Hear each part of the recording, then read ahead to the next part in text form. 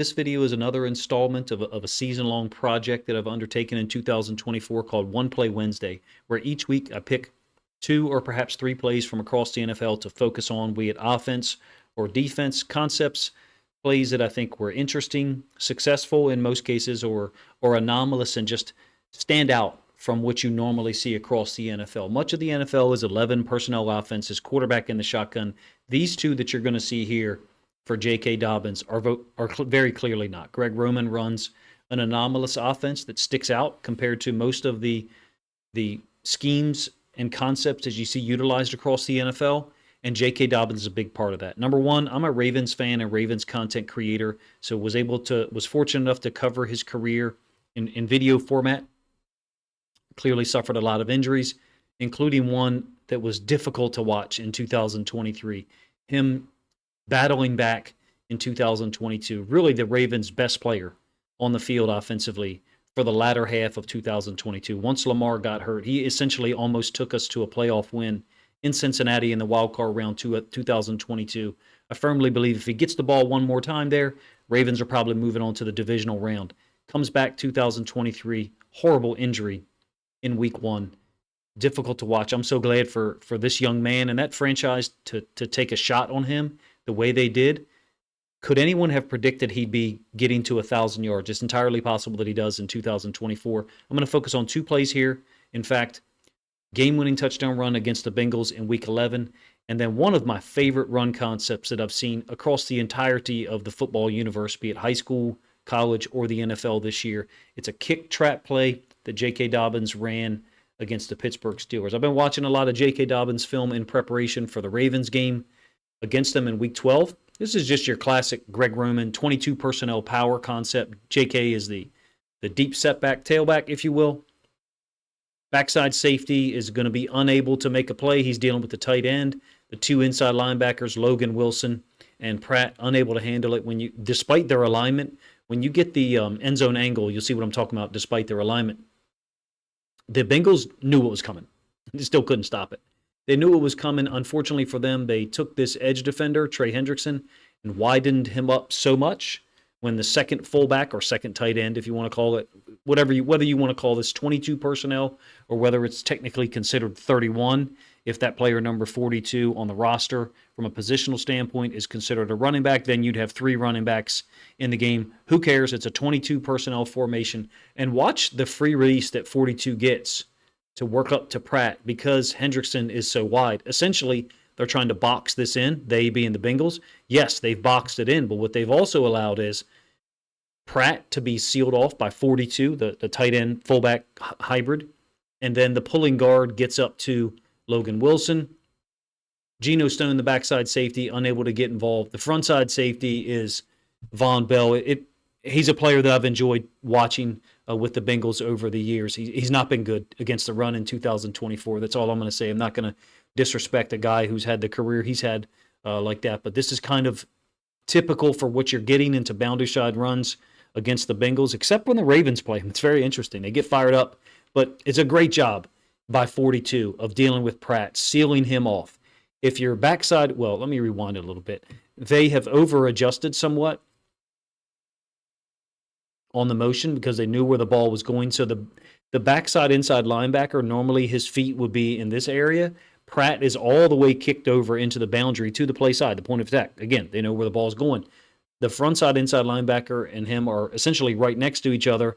Conceptually, if a backside guard pulls to the opposite side, you need someone who lined up on this side of the midline to cross the midline and match that. And in this case, it would be the backside safety. I'm not saying it's his fault that this play succeeds. In fact, Von Bell is completely unblocked, unable to get involved. You need your safety to get involved to a certain degree in the run game when it's 22 personnel. Unbelievable moment, man, for a Ravens fan and me personally, a big fan of J.K. Dobbins, to see him succeeding.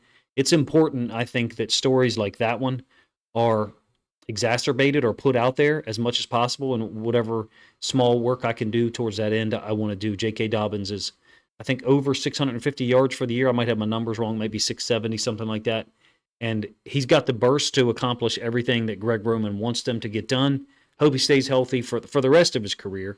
and establishes generational wealth for him and his family. So the actual play I want to talk the most about, this is called One Play Wednesday, so forgive me for pushing this into the 8 or 10 minute range. This is a kick trap concept. So I want you to watch what happens. It's against the Steelers earlier in the season, I think week 3. Watch what happens with the boundary side inside linebacker here. It's Patrick Queen. He didn't do anything wrong. He gets a pulling guard that takes him away from the play. So this is the guard who's pulling in this direction. Queen is reading that, sees it, and so he starts to move in this direction as well. Again, like I said on the touchdown run against the Bengals, you need someone from the backside of the formation to match numbers when a pulling guard pulls from one side of the formation to the other. It's essentially the same setup as what we just saw on the last play, except the quarterback is in the pistol, the fullback, same guy, in fact, instead of being on the midline, the fullback is canted over, kicked over to the left side of the quarterback. We would call it lion. The other option would be for him to be on the right side of the quarterback. We would call that ram. Additional to that, the two tight ends stay on the same side. So the Chargers, are not only running this to the weak side, but they're pulling the weak side guard away from where J.K. Dobbins goes. I will give you the end zone angle on this one.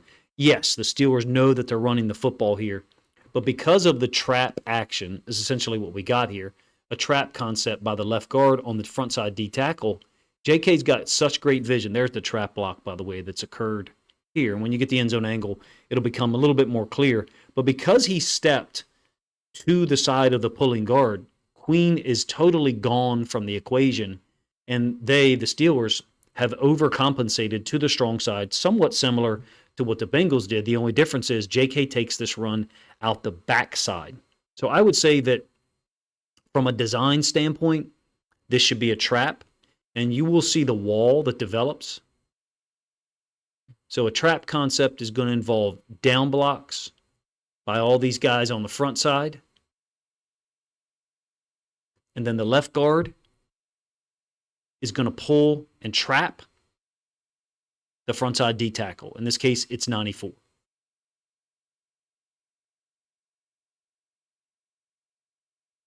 And so what that does when the left guard, pulls in this direction, it's also going to get Queen to move here. Kind of sets him up for an easier block by either the front side guard and or the backside tackle, who's kind of hinge double teaming a little bit. In this case, it's the front side guard that gets to Queen. So look, there is a wall as I've paused it here, but someone will kind of flash through that wall, kind of break through it. And as a result, JK feels it. He's got incredible vision. He's always had incredible vision. I'm going to let it run through one more time, slow motion like that. If it's too slow, my apologies. I just wanted to try to show the scheme and then show the other layer to the scheme that I think is amazing, is that you do have a trap concept here on the D tackle.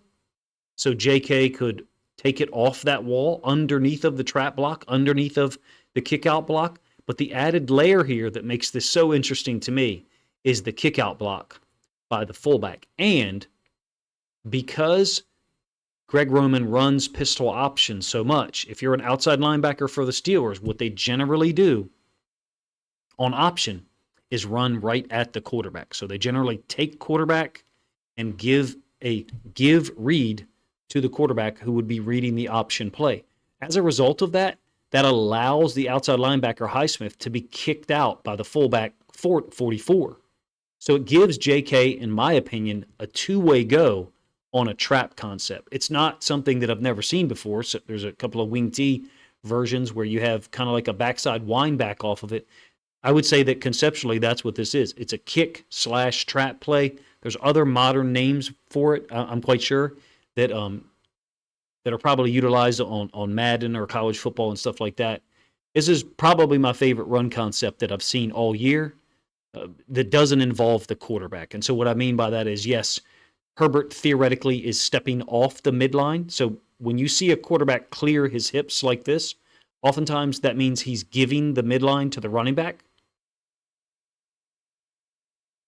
such that the running back can follow a pulling guard and or take the midline. In some ways, that's why I would call this trap. But additional to that, it also has the kick element with the fullback kicking out the outside linebacker. hence the name that I applied, Kick Trap. You have to let me know if you find it as interesting as I do. It's a way to attack the backside that I guess involves no requirement to block the boundary side inside linebacker. In this case, is Patrick Queen, because he's going to react to the pulling guard. That's what most inside linebackers are going to do. That is their initial key. This one offers J.K. Dobbins, or any running back for that matter, a backside cutback underneath of the kickout block as well, really stressing the defense at 2 points of attack, which is what I think makes it creative and very interesting to me. If this is the first time you've ever checked out any of my content, please let me know in the comment section. I do try to complete 2 or 3 of these One Play Wednesday videos each week on different things that I'm fortunate enough to see across the NFL. Typically focus on Ravens and Lions content and games and analysis, but obviously with the Ravens visit to LA on Monday night in Week 12, I've been able to watch a lot of J.K. Dobbins film and Chargers offense film, so it's going to be a good game. I appreciate you guys' time.